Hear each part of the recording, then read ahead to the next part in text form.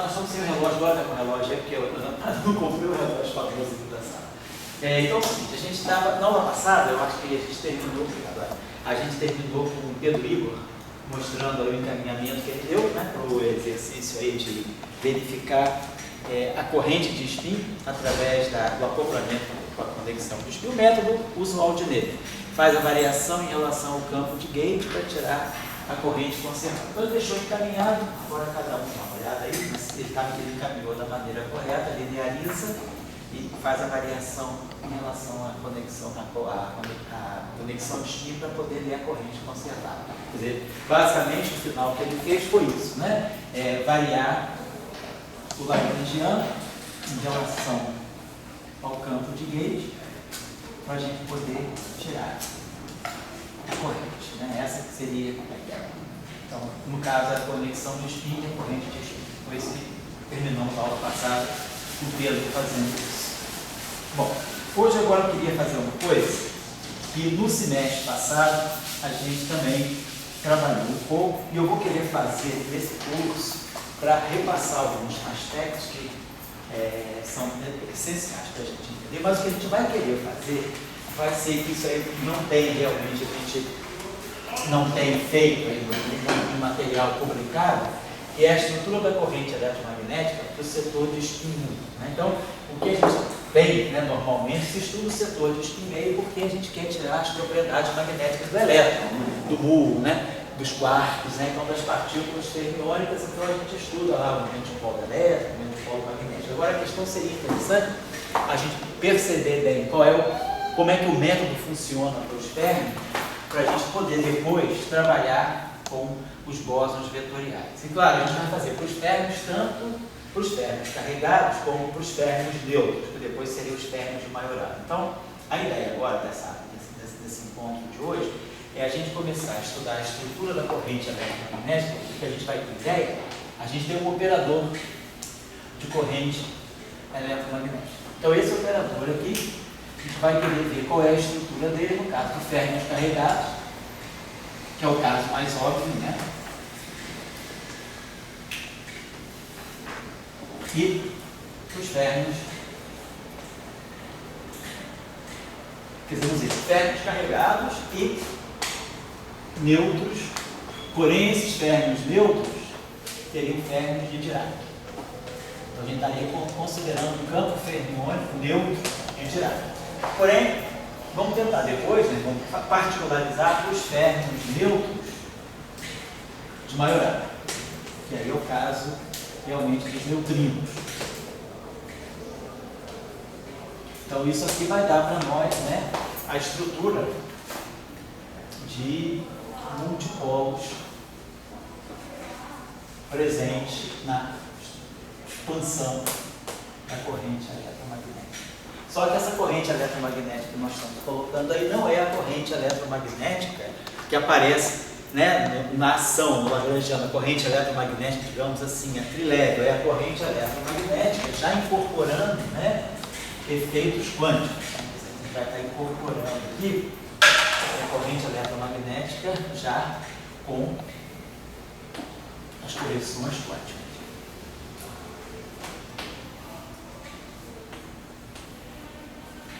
Então essa corrente eletromagnética que está incorporando as correções quânticas, ela vai ser expandida também em termos desses multipolos, né? E associados a esses multipolos nós vamos ter os chamados fatores de forma.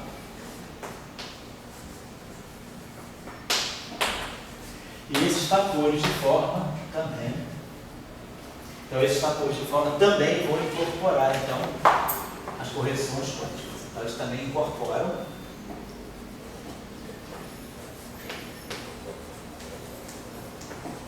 as correções quânticas.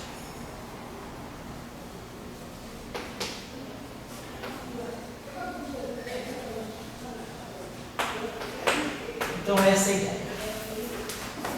Certo?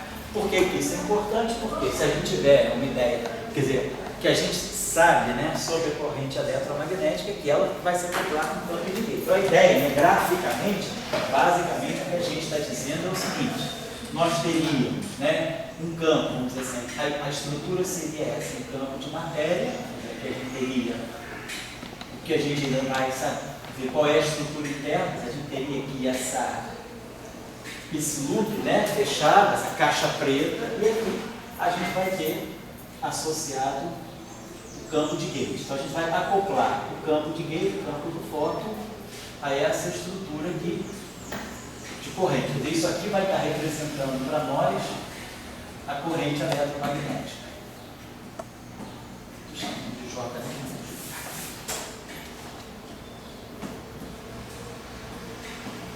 Então é a corrente eletromagnética, assim, as pernas externas, então, no caso geralmente, tanto no caso ferrônico como no caso de matéria em geral, a estrutura da corrente é campo de matéria, então a estrutura da corrente eletromagnética é matéria.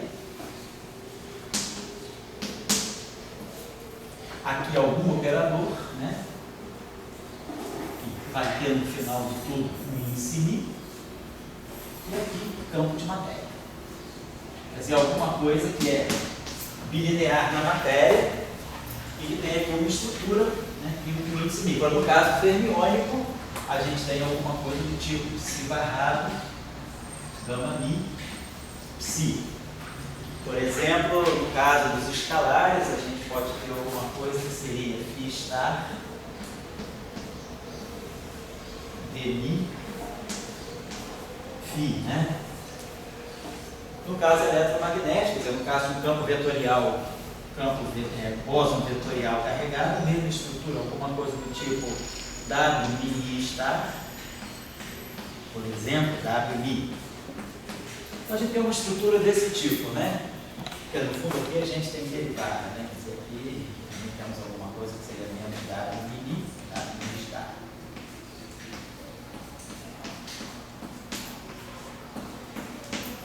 Então, a estrutura da corrente é essa. Então, a gente tem campo de matéria aqui.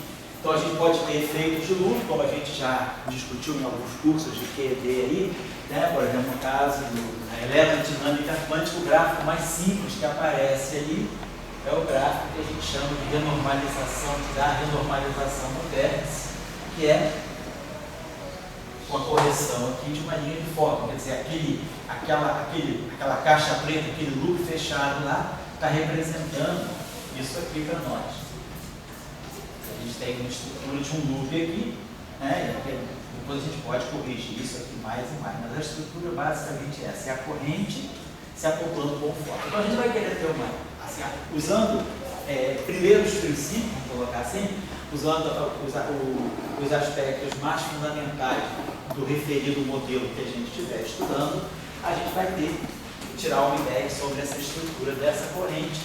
E aí, por que a gente está fazendo isso? Porque a gente quer particularizar depois para o caso de objetos neutros. Né? Por exemplo, caso eu tinha mandado para vocês aí um trabalho, aí, um paper, né, sobre a interação eletromagnética, por exemplo, do Higgs, né? Eu tinha falado aí que a gente vai dar uma olhada aqui depois que a gente fizer isso, quer dizer, o Higgs é neutro, o Higgs então tem interação eletromagnética com o fóton indireto, né? Então a gente vai ter que ver qual é a estrutura de interação do Higgs com o fóton. A mesma coisa se a gente pegar para neutrinos de Majorana, qual é a estrutura de interação do neutrino, né, de Majorana, que é autoconjugado de carga com o fóton. Então é importante a gente, quer dizer, a motivação dessa aula é a gente começar a criar um procedimento que a gente possa generalizar para o caso dos diversos spins, né, de como tirar a estrutura da corrente eletromagnética. O que é lá? Assim, como a Marina falou, né? A gente ganhando.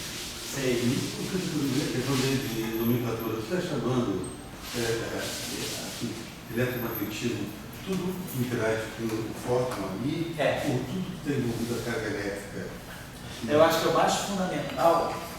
Eu acho que o mais fundamental é a interação com o fóton. Porque, por exemplo, nós já vimos exemplos, não sei se foi nesse curso ou em algum outro, em que você, nesse mesmo curso, a gente já falou, você pode, por exemplo, o que se acopla com o fóton? Por exemplo, no caso do elétron, um momento magnético, momento de polo elétrico. Esse objeto se acopla com o fóton, mas não significa que o que esteja em jogo aí seja só a carga elétrica. Porque, por exemplo, num gráfico como esse aqui, por exemplo, se esse aqui é o elétron, né?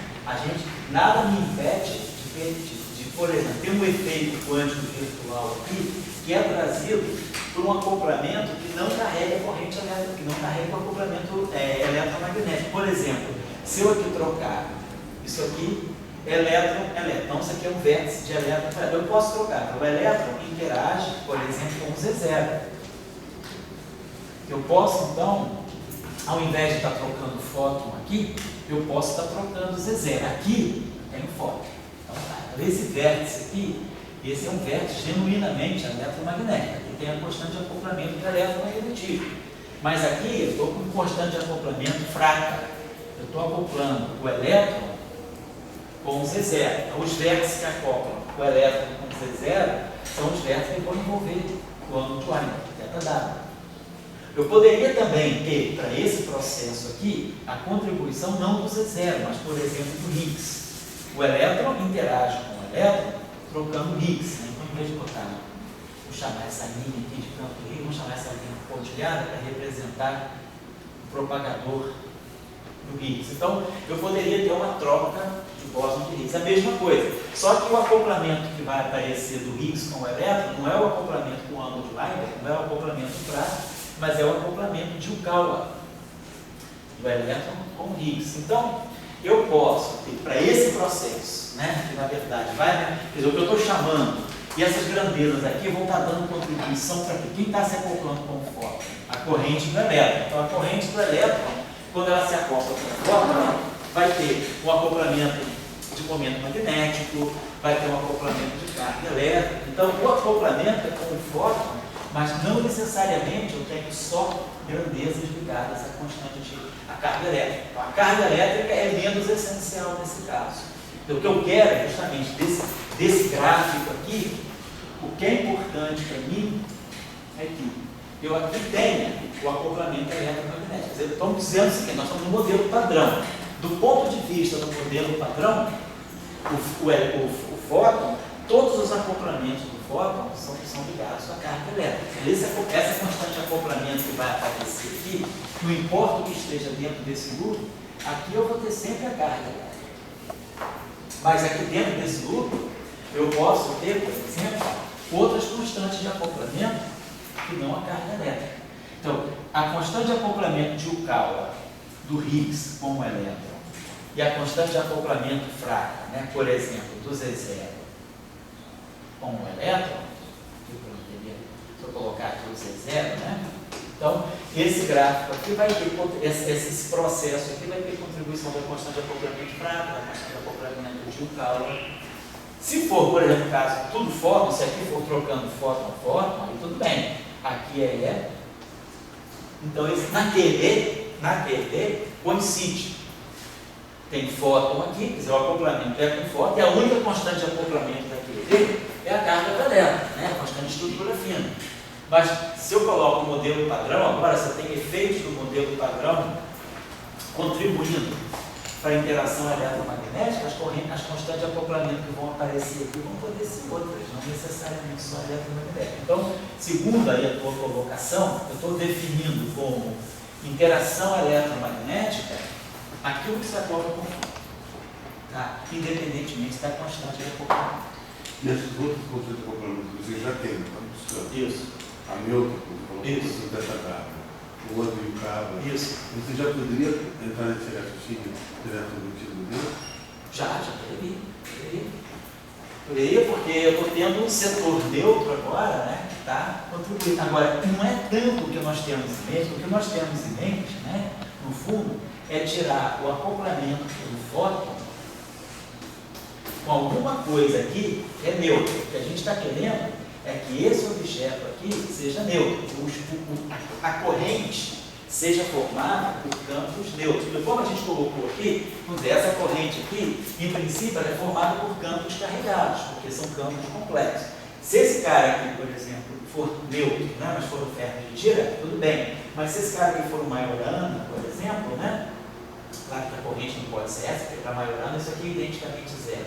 Mas se esse cara aqui for Majorana, eu poderia ter, quer dizer, uma corrente de um objeto neutro interagindo com o fóton. É isso que a gente vai querer, por exemplo, ver quando a gente for estudar, como a gente falou, a interação, né, eletromagnética do Higgs, por exemplo.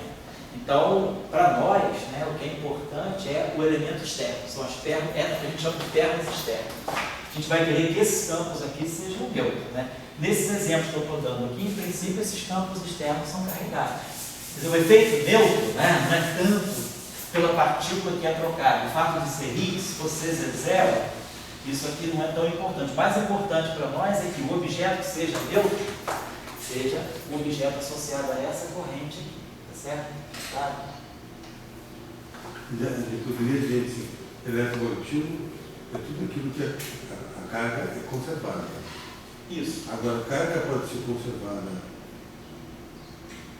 não negando a existência de outras constantes de acoplamento, claro, não negando. E outras correntes que não sejam que não seja eletromagnética carregada. Claro. Porque a corrente eletromagnética ela tem que ser sempre neutra, né? Porque ela se acopla com força. Pela invariância de Gauge, né? A Mi, J, Mi, essa corrente aqui, ela é sempre neutra porque ela não pode ter uma fase. A carga é conservada, então se eu faço uma variação de Gauge aqui, essa corrente aqui tem que ser conservada. Então, como no caso de uma simetria abeliana, então a corrente é sempre neutra por causa desse foco aqui é neutro, quer dizer, o campo de Gauge numa interação abeliana, ele não carrega nenhum índice daquela simetria, ele é neutro, então essa corrente aqui tem que ser neutra. Mas, ela é feita de objeto carregado. A corrente é neutra, mas o campo pode ser carregado. É o campo aqui. Isso aqui é a corrente, isso aqui é o campo. Então, para nós, essa é a tua pergunta importante. O que nós estamos definindo como eletromagnético é aquilo que se acopla com o fóton, não é aquilo que tem a carga elétrica, constante de acoplamento do eletromagnetismo. Pode ter outras constantes de acoplamento juntas.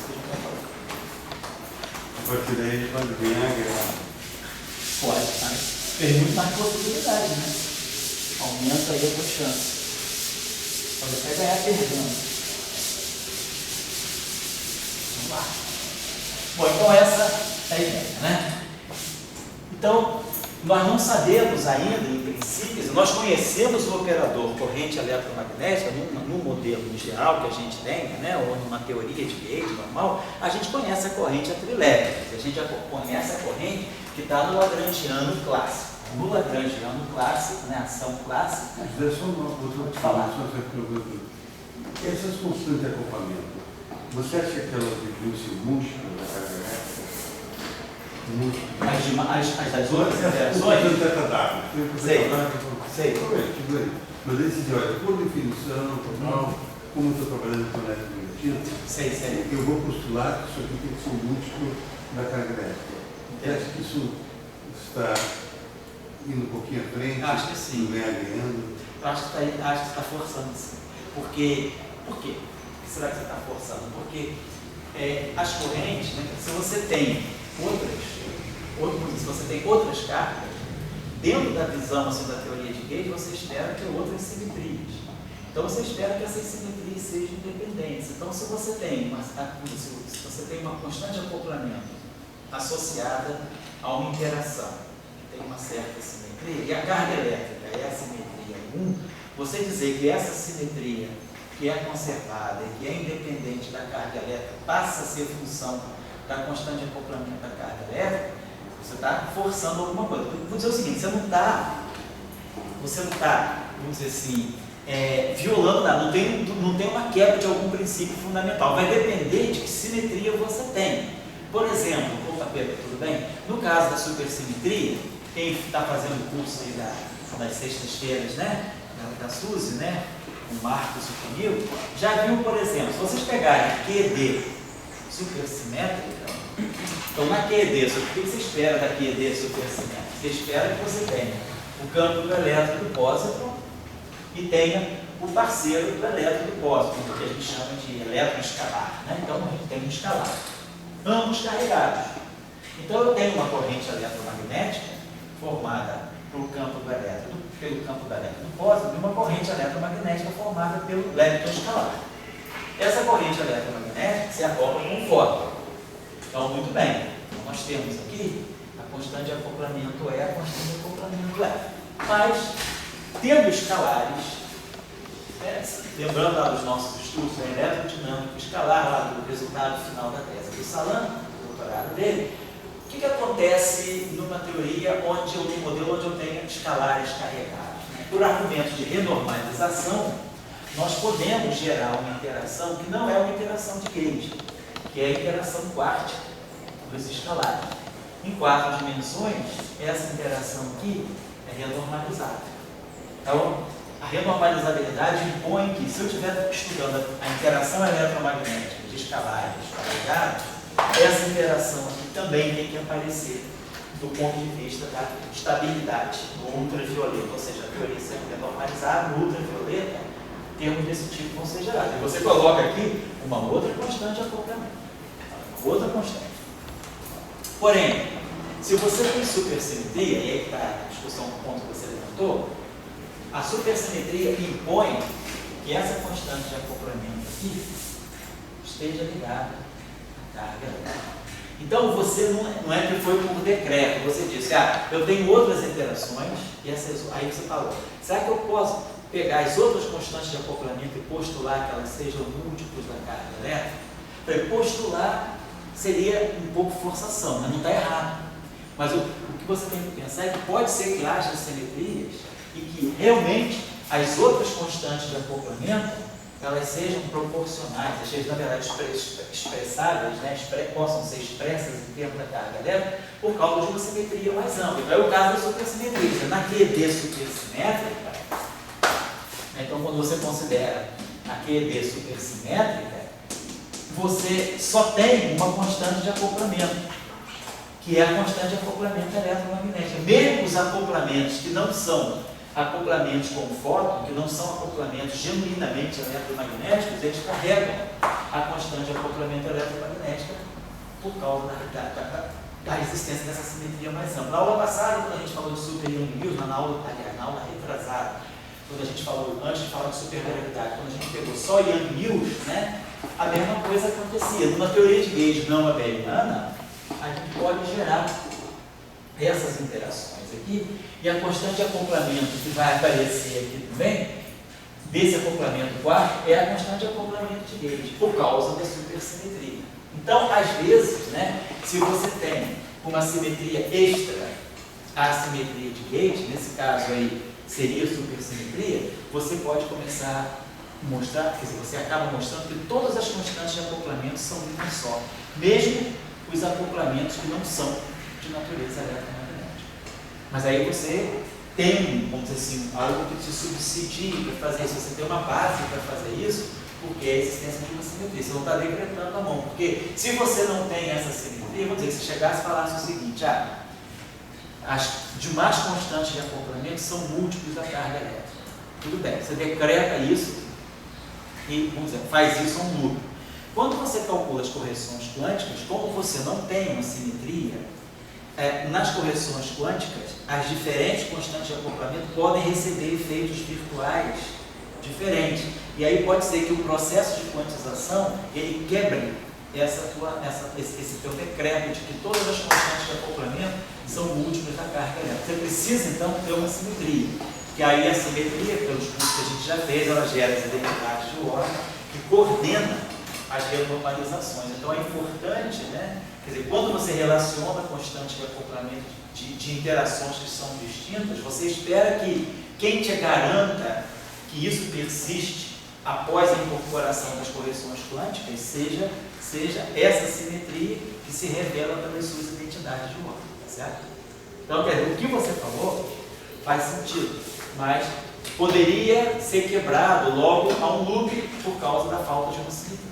No caso da QED supersimétrica, a supersimetria ela vai estar o tempo todo mostrando que as correções feitas desses vértices caminham junto com a correção feita, ou seja, as constantes de renormalização desse vértice, ou seja, a constante de acoplamento, a constante de renormalização desse objeto aqui, desse vértice, eles caminham juntos pela identidade de ordem. E aí você garante que, mesmo incorporando as correções quânticas, essa relação entre os constantes de acoplamento não é perdida. E essa coisa de caminhar junto, sim, de uma maneira que pode botar. de esquerda, né? É. A cinética, interação, de 3 e 4. No caso da Lenny News, a de 3 e 4, elas andam juntos. Uma faz, os dois também juntos, no seguinte. No caso que a gente estuda com eletromotivo nuclear, você tem a de 3 e 4 separadas. Elas estão andando junto. Desde agora vamos tirar a identidade do órgão. Na identidade do órgão, tem sinais que as coisas têm. Caminham juntos. Tem coisa que tem conexão.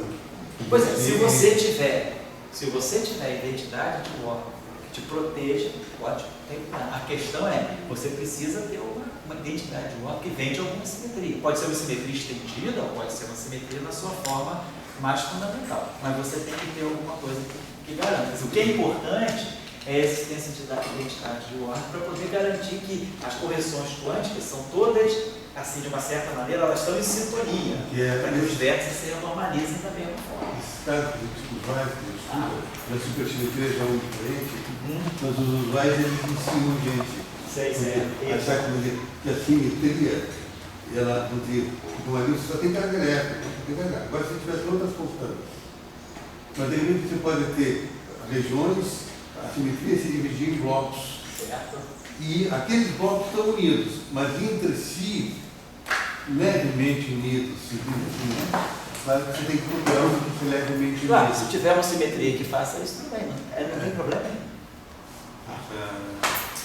Ou então, nossa ideia é essa. Classicamente, terminando, o que o cientista perguntado, o que é a universalidade da carga elétrica?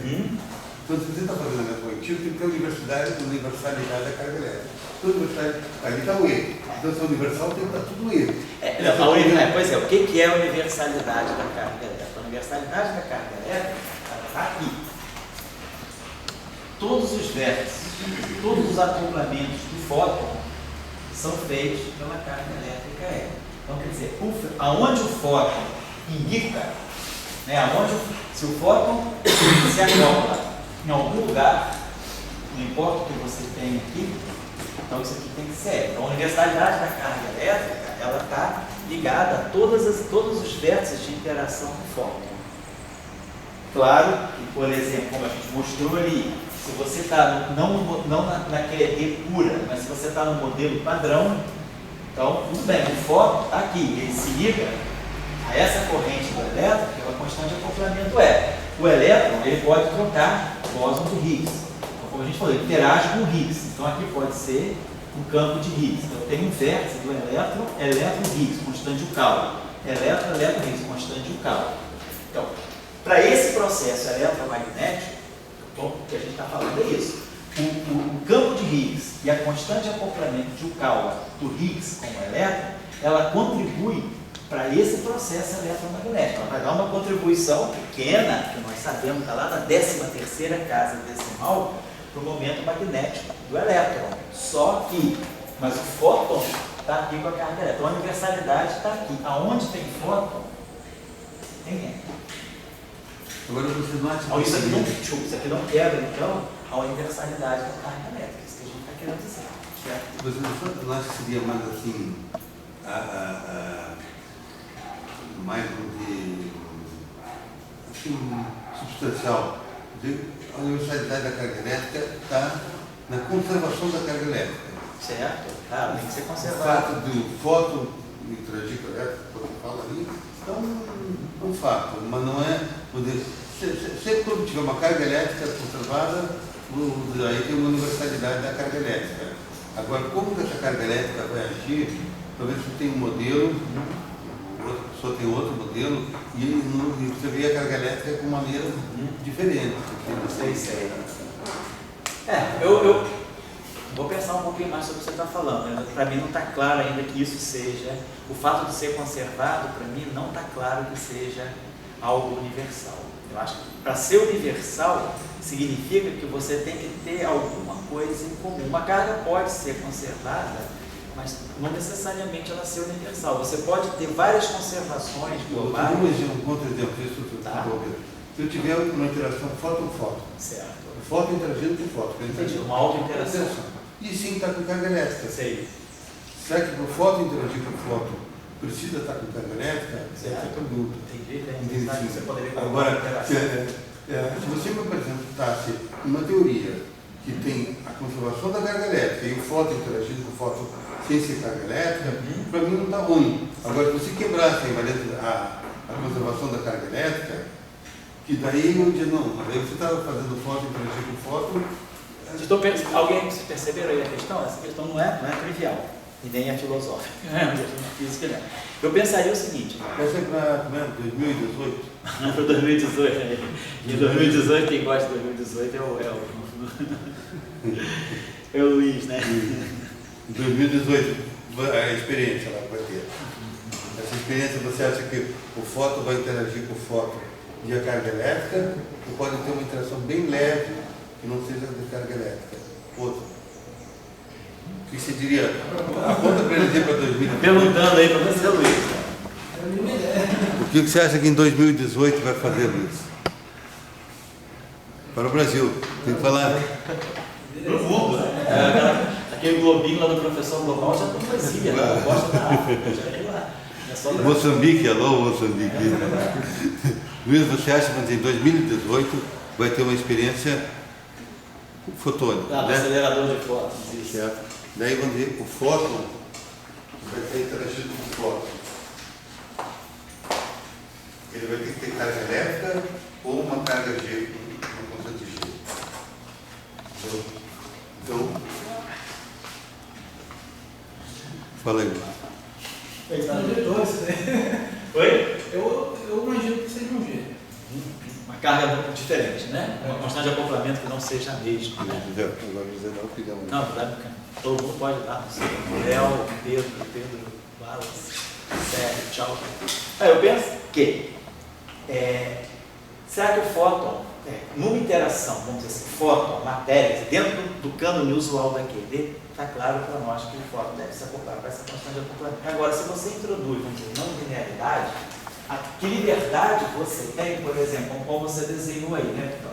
Um trivértice de fóton. Vamos pensar, por exemplo, no Born-nível, né? Ou até mesmo um quadrivértice de fóton. Eu poderia ter uma interação numa eletrodinâmica não linear, eu posso ter essas correções aqui. A pergunta é, até que ponto essa constante de acoplamento tem que estar ligada à carga elétrica ou não? Se eu tiver uma teoria de fóton puro, né? Será que eu preciso... O fóton ele é neutro, ele não tem carga elétrica. Se eu tenho um campo de matéria carregado, está claro que o campo de matéria que é carregado, né, essa corrente eletromagnética, quando ela interage com o fóton, o campo de matéria carregado, ele traz a noção da carga. Então, ele traz, né, é o campo carregado que está trazendo a carga a qual o fóton se acopla. Agora, vamos imaginar que a gente tem uma eletrodinâmica pura de fótons, é uma teoria puramente fotônica, sem campo de matéria. Então, será que o fóton receberia algum sinal de que tem uma carga elétrica? Porque ele é neutro, ele está interagindo com ele mesmo, então ele não percebe a matéria carregada. Então, será que o fóton teria essa noção de que ele vai constituir uma nova constante de acoplamento para ele auto-interagir, ou de alguma maneira chega ao fóton, se perpetua essa ideia de que tem uma carga fundamental e que essa carga chega ao fóton? Essa é a pergunta. Eu tenho uma questão nesse sentido. Em relação à constante de estrutura fina. Certo. Tem trabalhos recentes, fevereiro, Isso. que apontam o modelo de símetro como um possível indício para que haja uma variação da constante de estrutura fina. Certo. E experiências com átomos também mostram que essa variação de constante de estrutura fina não seja algo impossível de se acontecer. Todavia, o tempo é necessário 10 a 18 anos. Há evidências que o universo tem a escala de grandeza de 10 a 9. Então, tem até experimentos da astrofísica também, então, da cosmologia. A questão que eu colocaria seria o seguinte: será que em um tempo cosmológico, essa constante de estrutura fina não poderia ser alterada? E para ela ser alterada, não deveria ser necessário mais um número quântico? Se a gente deseja preservar a gama de Shijima, por exemplo? Por exemplo, você tem. Porque a constante estrutura fina ela depende de quê? Da carga elétrica, da constante de Planck e da velocidade da luz. O que poderia estar fazendo variar a constante, né, de estrutura fina? Vamos dizer assim, colocar. Porque a gente geralmente coloca a constante de estrutura fina como sendo E2, né? Mas na prática, pelo menos no sistema de unidades naturais, é E2 sobre H cortado C. Então, quer dizer, o que está em jogo aqui é o H, o C e o E. O que está fazendo a variação da constante de estrutura fina? Será que é a velocidade da luz que está mudando? Será que é a constante de Planck que pode estar mudando? Ou será que é a carga elétrica que pode estar mudando? Ou todas mudam também, mas o que seria mais razoável?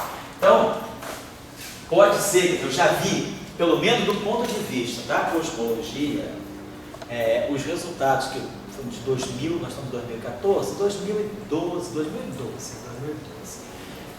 teve um resultado interessante que mostrou que, por observação com Hubble, né, se fez um mapa, né, vamos dizer assim, da anisotropia da radiação do universo há cerca de 10 bilhões de anos atrás, e se viu que pela anisotropia o que a gente poderia estar tendo é uma mudança na velocidade da luz. Então pode ser, não é claro ainda, que a mudança na constante de estrutura fina seja exatamente uma mudança na carga elétrica, na carga fundamental, não é? Pode ser, é mais razoável até que possa ser uma mudança na velocidade da luz, porque a velocidade da luz ela está diretamente ligada à estrutura do espaço-tempo.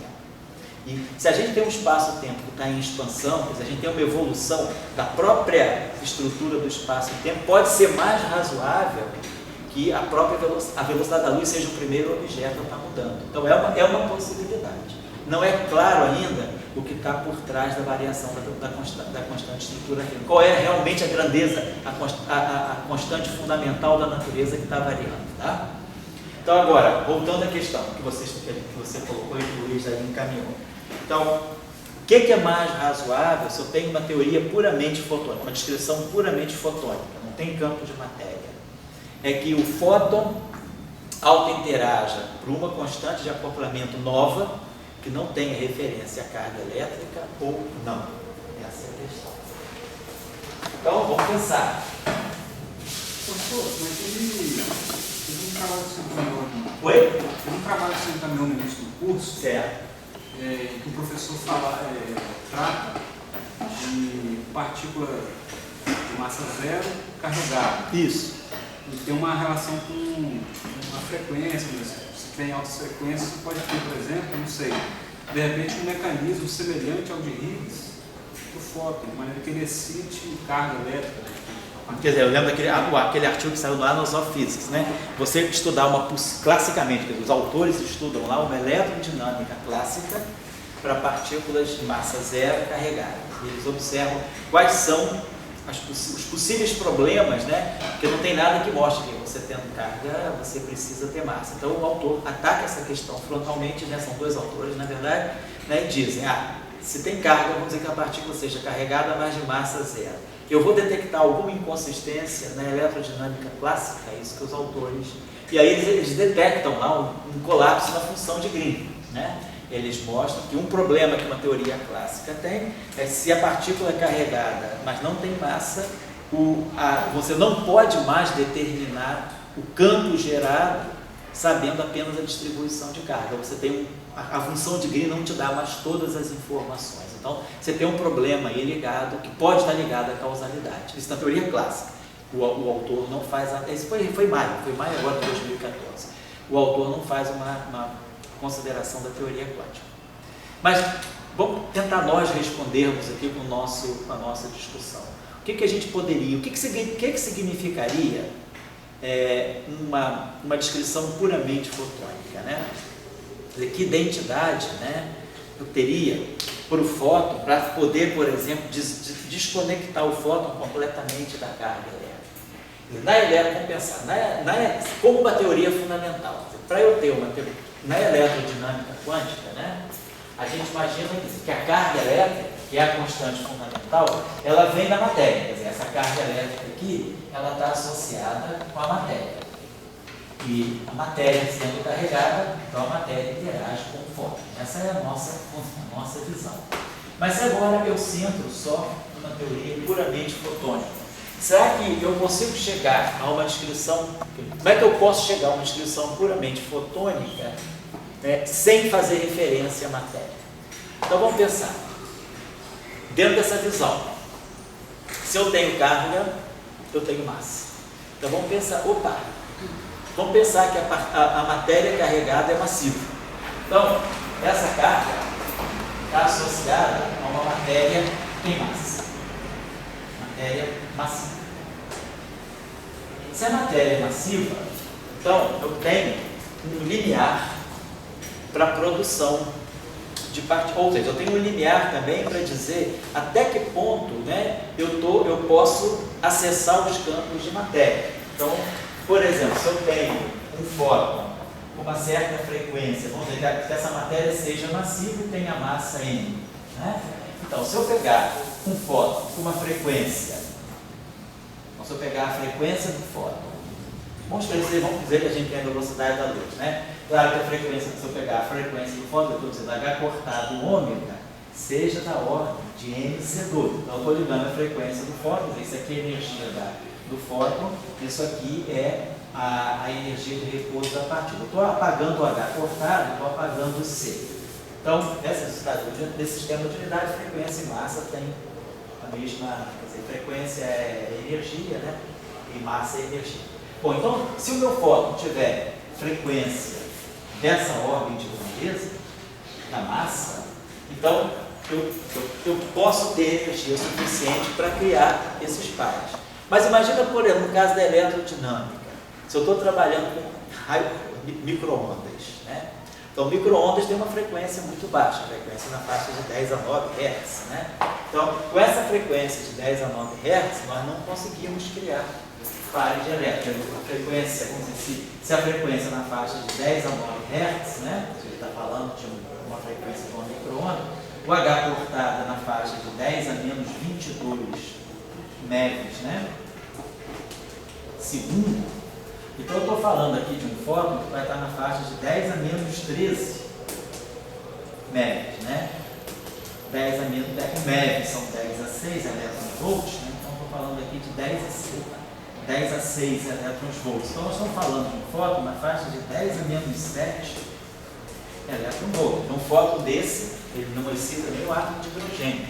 Então, é um fóton muito pouco energético. Então, para esses fótons aqui, eu estou numa região em que a frequência desses fótons aqui é muito menor do que a massa de repouso da partícula.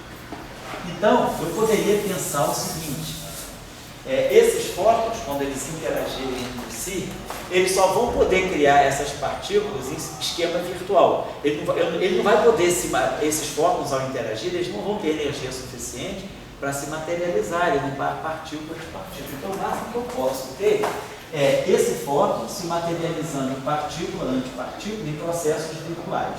Ou seja, eu vou imaginar que esse fóton aqui tem uma energia baixa o suficiente, de tal maneira que esse efeito quântico aqui é um efeito virtual. Então, por exemplo, deixa eu apagar isso aqui. Se tivesse algo desse tipo de interação,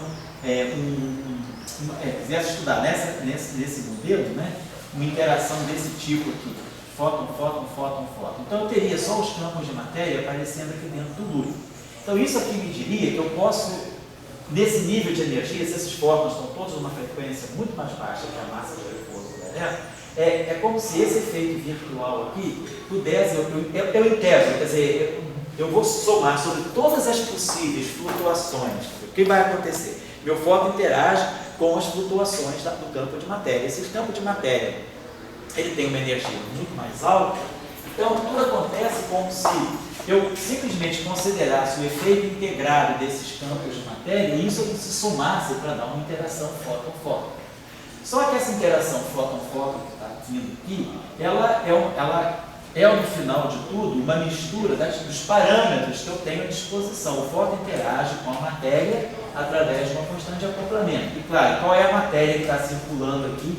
É a minha matéria carregada. Então, o que a gente esperaria é que essa interação fóton-fóton ela fosse gerada por alguma coisa que trouxesse uma informação da carga elétrica. Porque Se a teoria, vamos dizer, se a gente está falando de uma teoria abeliana, aí a gente também tem que ser bem claro, eu tenho só o fóton, eu não tenho outro campo, eu não estou estendendo o conceito de simetria de gauge. Simetria de gauge é eu tenho um fóton. Esse fóton, se ele for auto-interagir, então a única chance, numa teoria não abeliana, ele não pode auto-interagir por questões de renormalização. Mas se eu tenho matéria carregada, eu posso estudar no limite efetivo dessa teoria. Se eu estiver trabalhando com fótons sempre de uma região de frequência muito mais baixa do que a massa da partícula carregada, eu posso chegar a um modelo efetivo fotônico sem referência aos campos de matéria. Mas a referência aos campos de matéria vai estar nessas constantes de acoplamento. E essas constantes de acoplamento, elas vão trazer uma informação da constante de carga elétrica. Então eu diria que numa teoria de apenas fótons auto-interagentes, não estou colocando outros campos de gauge, estou falando uma teoria de gauge minimalista mesmo. Simetria campo abeliano do fóton. Não tem como a gente fugir da presença dessa constante de acoplamento aqui que vai estar vindo da matéria. Agora, se eu estendo a minha noção de simetria de gauge, é como vocês estão falando, eu poderia efetivamente, numa teoria de gauge mais ampla, eu poderia talvez colocar aqui uma constante de acoplamento G que não comunica a carga elétrica. Mas, dentro de um sentido mais estrito, se eu estiver falando de interação eletromagnética, onde haja só fóton, eu não vejo como uma carga elétrica vai desaparecer. Então, a auto-interação, ela vai carregar uma informação sobre a carga elétrica. Porque a gente tem que entender o seguinte, na teoria, na teoria eletromagnética mínima, né, o campo de gauge, ele é neutro. Então, se ele é neutro, ele não tem a noção dessa carga elétrica, ele não traz essa constante de acoplamento consigo. Então, ele precisa passar pela matéria para ele poder receber a informação da carga elétrica. Então, no tipo Born-Infeld, nessas teorias eletrodinâmicas efetivas, né? Euler-Heisenberg, Born-Infeld, eletrodinâmica logarítmica, essas eletrodinâmicas aí, todas elas trazem uma noção da carga elétrica, porque elas são uma teoria puramente fotônica, mas onde você já integrou o efeito da matéria. Então, você precisa colocar sempre a constante de acoplamento da carga elétrica. Agora, se você estende a tua noção de simetria de gauge, colocando por mais objetos, mais matéria, mais campos ou mais matéria, aí você pode mudar o jogo. Eu pensaria dessa forma. Essa é a minha resposta, não estou dizendo que é a resposta certa, mas eu estaria raciocinando nessa direção. Fóton puro, eletrodinâmica 1, o fóton é neutro. Então, como é que ele vai ver carga? Tem que trazer a carga que divide algum agente, tem que ser a matéria. Tem que ter a matéria da carga. Então, eu pergunto que é diferente de Young-Mills. Young-Mills não. Young-Mills, o campo de Young-Mills ele não é neutro. Ele é carregado para aquela simetria. Quando você coloca o campo de Young-Mills, ele carrega um índice, né? Quer dizer, ele tem o índice da simetria. Ele não é neutro segundo aquela simetria. Ele tem um número quântico, ele é carregado segundo a simetria não abeliana. Então, ele pode auto-interagir e ele traz uma constante de acoplamento consigo. Então, a gente pode falar de uma teoria de Young-Mills pura, sem matéria nenhuma, com os campos de gauge, com os bósons vetoriais auto-interagindo e com uma constante de acoplamento próprio. Mas não é o caso da QED, porque a QED, o campo do fóton é limpinho. Ele não tem nenhuma referência a nenhum número quântico. O único número quântico que ele tem é spin e massa. Então ele não tem como ter carga elétrica própria. Então eu preciso, talvez, ou estender a noção de simetria de gauge, ou eu preciso trazer os campos de matéria para o campo de gauge poder receber indiretamente essa constante, essa referência a uma constante de acoplamento que ele não tem. Certo? Essa que é a ideia. Na teoria do quem fala? Qual delas? Ele fez tantas. O homem fez tantas teorias, qual delas? No modelo padrão, você não tem um fóton interagindo com o zero. Não tem. Então, essa proteção do eletromagnetismo neutro. Pois é, essa questão é o eletromagnetismo adquirido. É isso que a gente está querendo começar hoje. É o eletromagnetismo adquirido. Quer dizer, o eletromagnetismo neutro, no sentido de que ele é adquirido residualmente por alguma interação. Certo? O fóton, você falou, o Z0 não tem carga. Então, quer dizer, não tem vértice que acople Z0 com fóton. Você pode ter W+, né? W-, você não pode ter W+, W menos, fóton, fóton. Assim. Você pode ter W mais, W menos, fóton. Fóton. Isso a gente pode ter. Pode ter W mais, W menos, Z0, Z0. Z0, Z0. Pode ter W mais, W menos, Z0. Mas você não pode ter Z0. Vice-versa, aqui é uma campeã. O fóton está escondido aqui dentro. Então, em princípio, você poderia ter Z0 e Z0, fóton, como herdeiro da estrutura não abeliana. Porque o fóton sai da estrutura não abeliana. Só que o mecanismo de Higgs, quando o mecanismo de Higgs define as cargas e define que o fóton é neutro eletromagneticamente, automaticamente, quer dizer, isso aqui não é tirado à mão, isso aí o próprio mecanismo de Higgs exclui essa possibilidade de fóton se acoplar diretamente ao Z0 e do fóton. A quebra espontânea da simetria tira essa, e do Higgs também. Eu posso ter Higgs, do fóton agora. Aqui, por exemplo, eu posso ter W mais, W menos, Higgs. W mais, W menos, Higgs. O Higgs, ele pode entrar aqui, mas por causa da quebra espontânea da simetria, o fóton fica fora. O fóton fica fora do Z0, fica fora do Higgs e fica fora do neutrino. Então o fóton, ele passa completamente fora de interação direta. Mas como a gente está tentando fazer aqui no curso, lá na frente, quer dizer, depois de daqui a 2 aulas, a gente vai ver a interação do neutrino com o fóton. Mas a interação do neutrino, que é o que eu estava tentando colocar aqui, não é uma interação que está no lagrangiano clássico. Quer dizer, quando você propõe a teoria, você fala, vou quantizar a minha teoria a partir de uma formulação clássica. Então, na formulação clássica, você não tem a interação direta do fóton com o neutrino, mas devido a efeitos virtuais, devido a efeitos quânticos, então, quando a gente considerar, né, efeitos quânticos, então, daqui para cá, a gente vai introduzir o efeito da quantização, e aí, quando a gente introduz o efeito da quantização, eu vou ter um lagrangiano agora, que vai ser o lagrangiano clássico, mas, vamos dizer assim, o lagrangiano de efeitos quânticos. Aí, nesse lagrangiano de efeitos quânticos, a gente vai poder ter uma interação do fóton com uma corrente aqui, que pode ser uma corrente que tem origem nos neutrinos. Aí os neutrinos se acoplam ao fóton, mas via um processo indireto. Está claro o conceito? Então é isso que a gente... Quer dizer, quando a gente fala de eletromagnetismo de objetos neutros, né, é um pouco nesse sentido. Seriam objetos fundamentais. Você pode falar, o eletromagnetismo de um sistema neutro. Tudo bem, um sistema neutro pode ser um dipolo. Se você pegar um dipolo elétrico, tem carga mais, carga menos. Ele é neutro, mas ele gera um campo elétrico. O campo elétrico é a soma, a combinação linear dos campos das duas cargas. E um dipolo elétrico interage com outro dipolo elétrico, dá a força de Van der Waals. Como é que é o campo de um dipolo? Né? É 1 sobre R3.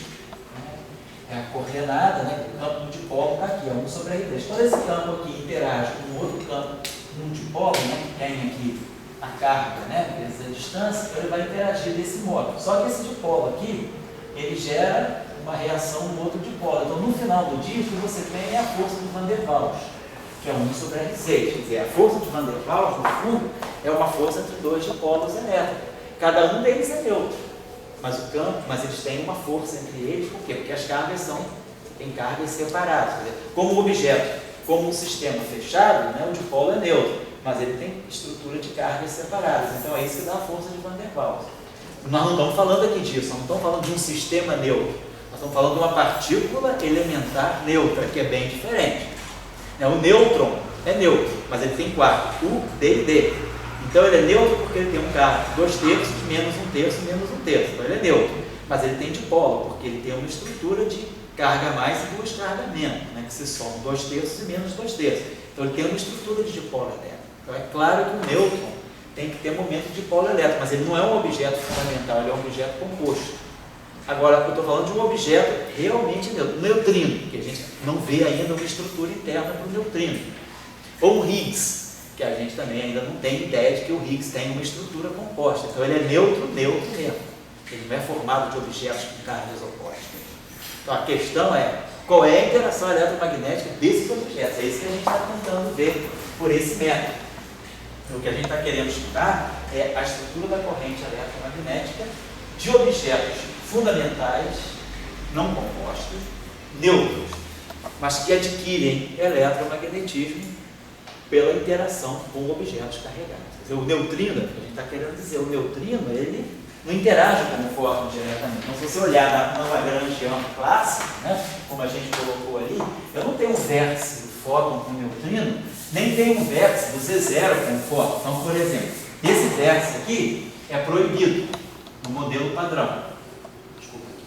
Isso aqui é fóton, isso aqui é Z0, isso aqui é Z0. Como você bem lembrou aí, esse fóton não existe, esse vértice não existe na teoria eletrofrágil. Ele poderia existir, mas o mecanismo de Higgs cancela ele. Esse vértice, quando o Higgs assume o valor esperado no vácuo, né? Porque antes da quebra da simetria, eu não sei o que é Z0, não sei o que é fóton. No curso agora das 6 horas, né? A gente vai começar a separar o Z0 do fóton pela interação. Aí eu vou ver, porque quando o bóson de Higgs entra em cena, ele separa o Z0 do fóton. Mas antes da quebra espontânea da simetria, está tudo misturado, então esse vértice aqui existe. Mas eu não sei ainda o que é fóton e o que é Z0. Eu tenho objetos neutros em alta interação. Depois da quebra espontânea da simetria, quando o campo de Higgs adquire valor esperado no vácuo, acerta o ground state do modelo padrão, esse vértice aqui não aparece. Mas ele pode aparecer por processos quânticos. O que eu estou querendo dizer é isso aqui. O fóton está aqui. O fóton interage, por exemplo, com o Z0. Opa, desculpa. O fóton interage com o elétron. O fóton está aqui. Então vamos dizer, esse campo aqui é o campo do elétron. O elétron, ele, vamos dizer, aqui tem o Z0. Quero botar isso aqui.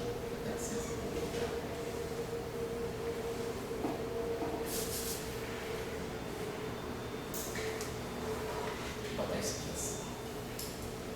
Então, na teoria eletrofrágil, se isso aqui é Z0, né?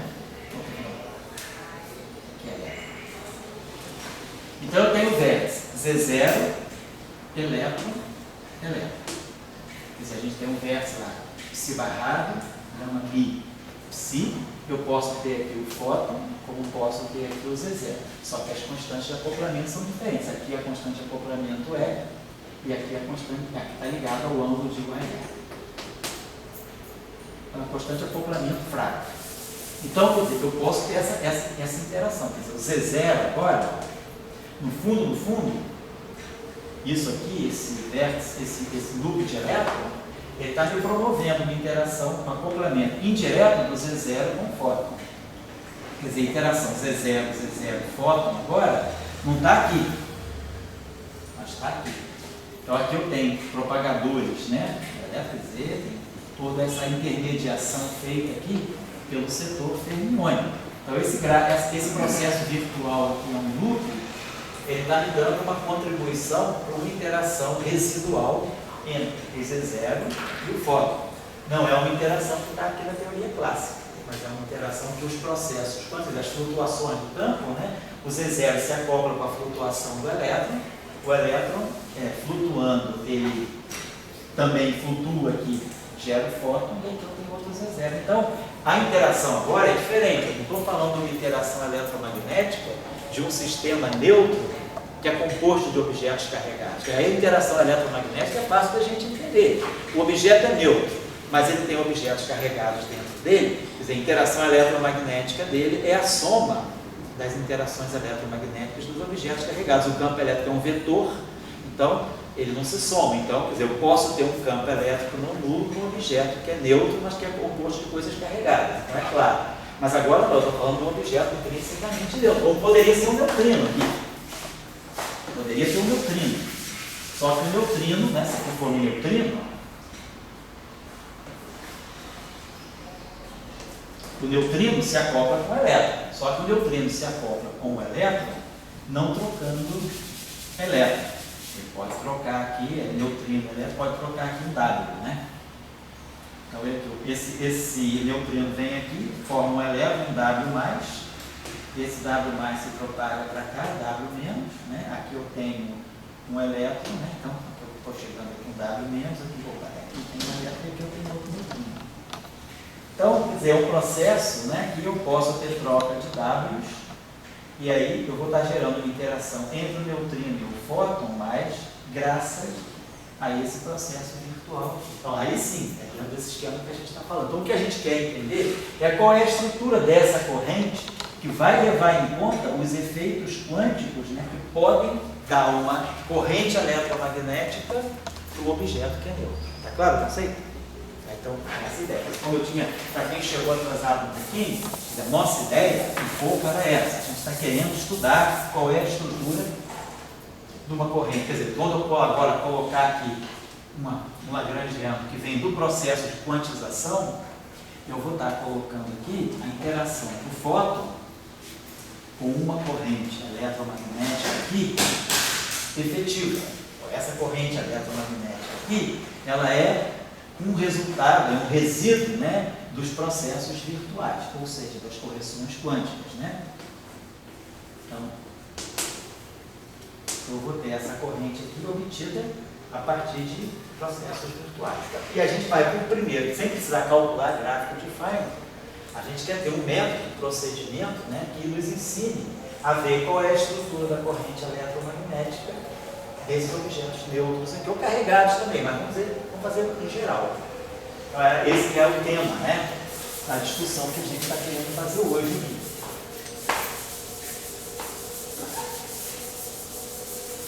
Então, primeiros princípios a gente vai usar e depois a gente vai começar, digamos, a particularizar. Vamos ver se esse objeto for carregado, se esse objeto for neutro de tiro. Então, nós vamos começar a estudar isso hoje pelos términos. A nossa ideia aqui é depois de tentar estender isso, né? Na literatura a gente pode encontrar várias coisas feitas com término, né? A gente vai tentar fazer o procedimento para gerar a discussão, tentar ver agora como é que eu posso generalizar isso no caso, por exemplo, de objetos de espinho.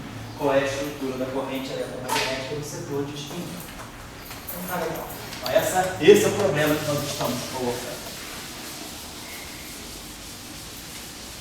Então, voltando aí, a interação eletromagnética para nós é aquilo que é definido como sendo o acoplamento com o fóton. Para nós é isso, tem que gerar uma corrente. Então, a nossa ideia, então, a estrutura que eu tenho, basicamente é essa, é o fóton interagindo através aqui de um processo, né, fechado, que eu não sei o que é, pode ser, mas o que eu tenho aqui é matéria, e aqui eu tenho um campo de matéria.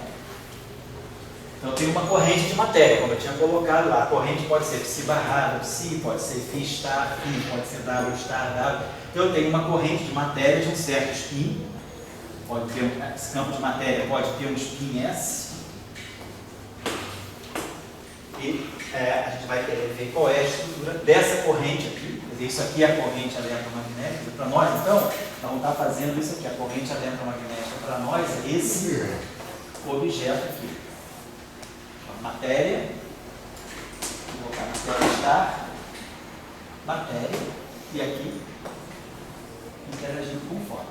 Então, o fóton vai perceber isso aqui como sendo a minha corrente J-mi eletromagnética. Então, eu quero formar essa corrente.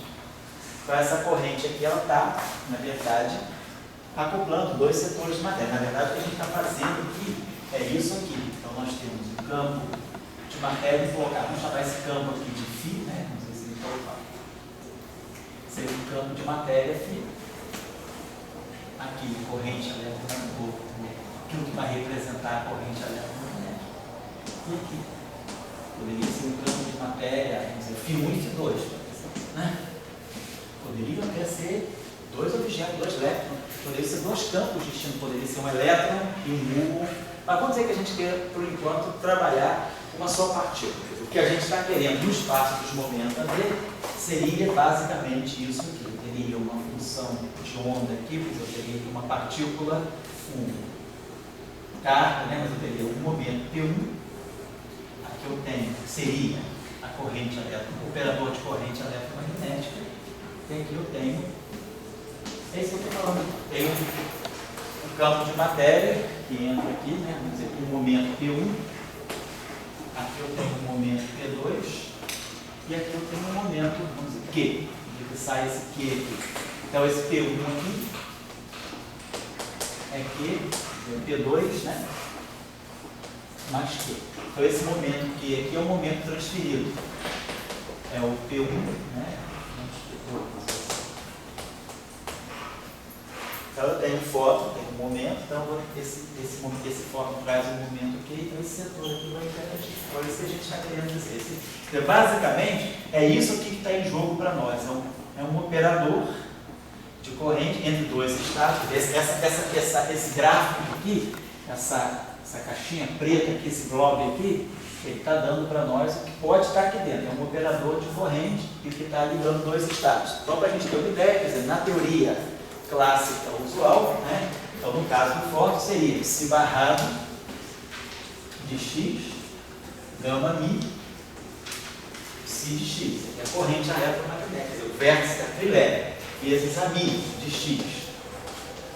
Só para a gente ter uma ideia. Então, no espaço das configurações, no espaço, né, das coordenadas, o lagrangiano clássico de interação, é isso aqui, uma carga elétrica, claramente, né? Então, dentro da ação, eu estou fazendo uma integral, imaginando que isso aqui é um termo da ação, então nós estamos fazendo uma integral aqui, né?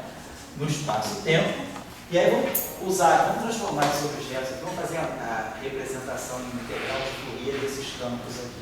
Então, eu teria aqui, vamos dizer que o nosso campo psi de x, né? Estou usando essa representação de Fourier. Então, dizer assim, o campo no ponto x seria botar integral d4p sobre 2π, vamos botar assim, pensar 2π4 aqui já no elemento aqui, né? Aqui a transformada de Fourier do campo. E aqui é a menos e deixa eu adotar isso aqui. Então isso aqui é a representação de Fourier de campo. Então, se esse campo aqui, esse campo vai trazer essa exponencial, esse campo vai trazer uma exponencial desse tipo, mas esse campo aqui está barrado. Então, vamos dizer que esse campo aqui vai ter momento P1, vamos chamar esse aqui de momento P2, e esse aqui, então vamos dizer que tem esse, vamos representar isso aqui. Então eu vou ter as integrais de momento aqui, D4, D1, sobre 2π4, D4, D2, sobre 2π4, e D4 aqui, sobre 2π4. D4 que estou chamando aqui associado ao fóton. Então esse cara aqui vai aparecer exponencial, né? Então esse cara aqui está com barrado, então ele vai aparecer P1 menos P2 menos Q. Então isso aqui é o fator, né? Das ondas planas. E depois aqui eu vou ter a transformada de Fourier desse cara, então aqui nós vamos ter assim, psi barrado de P1, gama mi, psi de P2, psi, né? E aqui o A, então estou só fazendo, né, a representação de Fourier desse termo da ação. E aí, claro, como eu estou fazendo a integral d4x, essa onda plana aqui me dá a conservação do momento. Então eu tenho que P1 menos P2 é igual a Q. O momento desse fóton aqui, né, vai carregar o momento que é essa diferença. Mas a estrutura é essa aqui. Então isso aqui, né, quer dizer, quem seria o meu operador J mi no caso do fóton? O meu operador J mi seria simplesmente o gama mi, sem momento nenhum. Esse meu operador aqui depende só do gama mi. Isso é trilé, isso é o lagrangiano clássico. Agora eu vou quantizar. Quando eu quantizar, eu vou ter novos processos. Então, por exemplo, eu vou ter, se eu estou falando só da QED, eu posso ter aqui o fóton, posso ter aqui esse processo virtual e posso ter aqui o fóton. Eu posso ter aqui meu P1, então meu elétron, vamos aqui nesse P1, então aqui eu tenho meu fóton com o momento Q, assim. Eu poderia ter, até posso colocar aqui um momento P1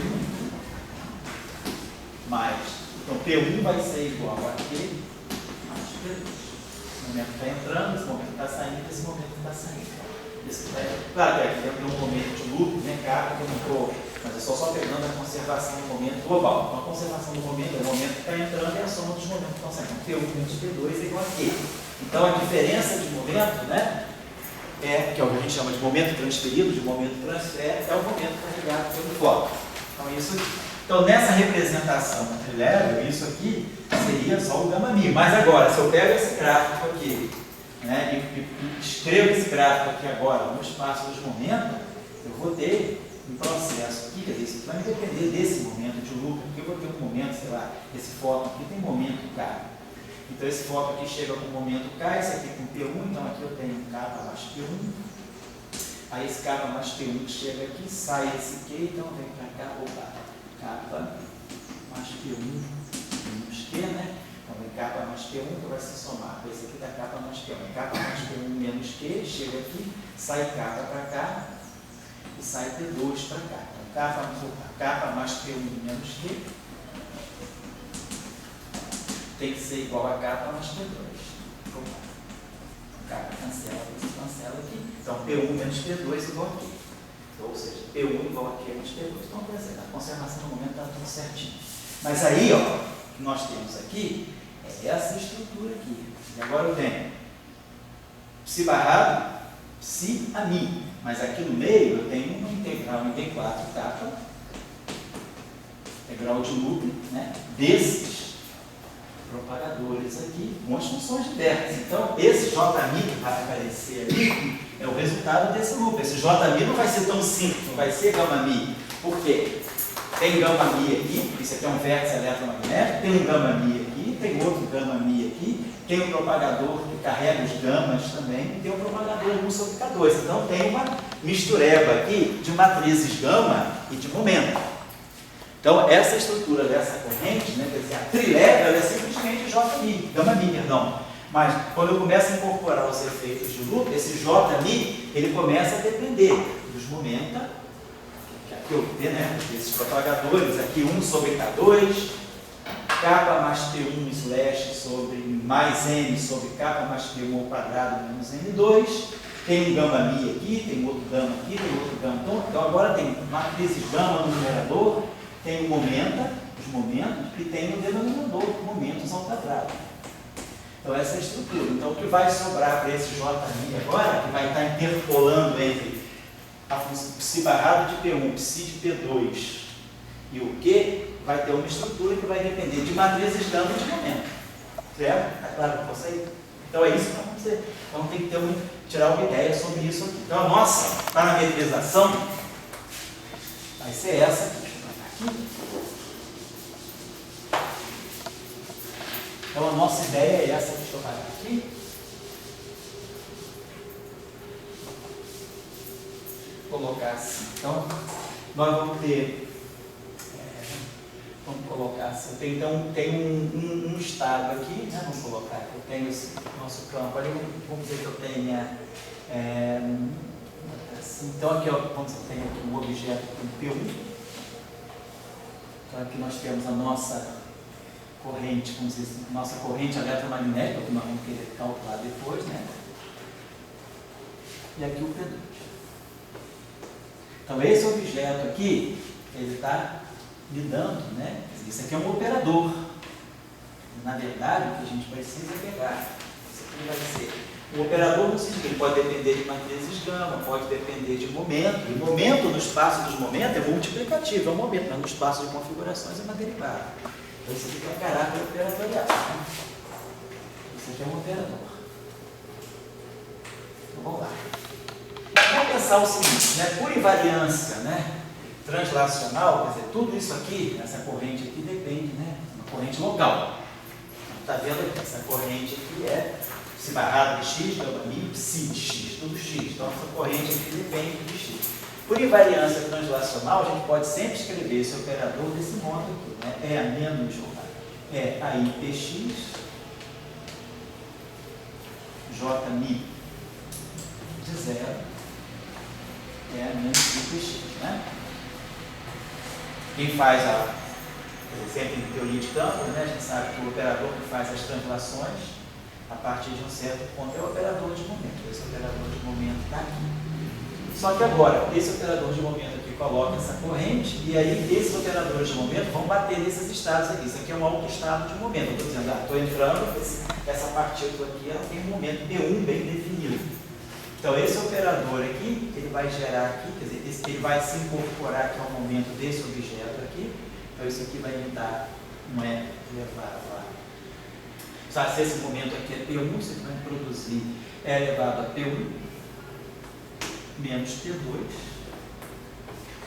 X, né? Vou colocar assim, e aqui P1 J de 0 P2, vou colocar assim.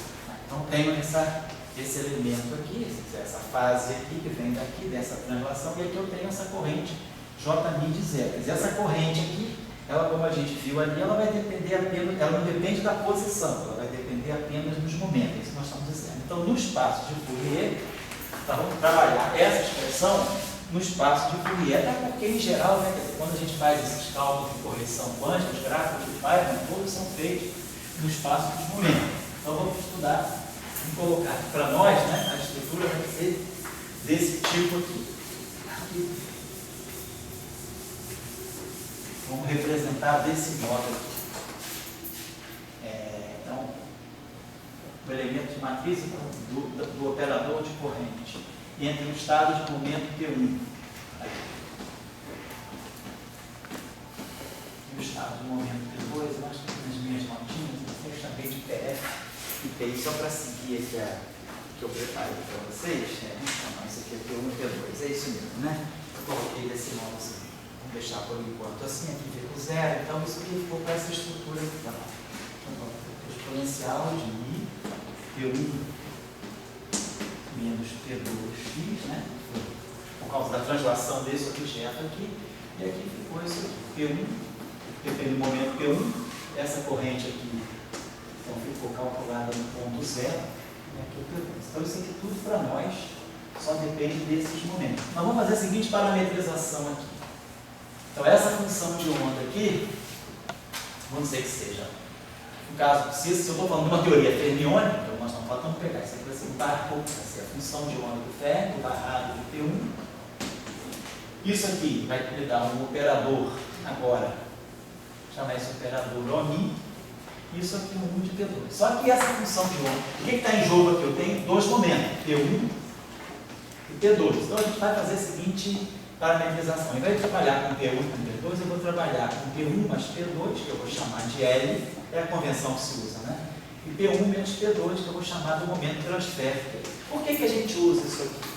Porque quando a gente fez o curso de equação de Dirac lá, todo mundo deve lembrar um pouquinho da chamada decomposição de Gordon, né?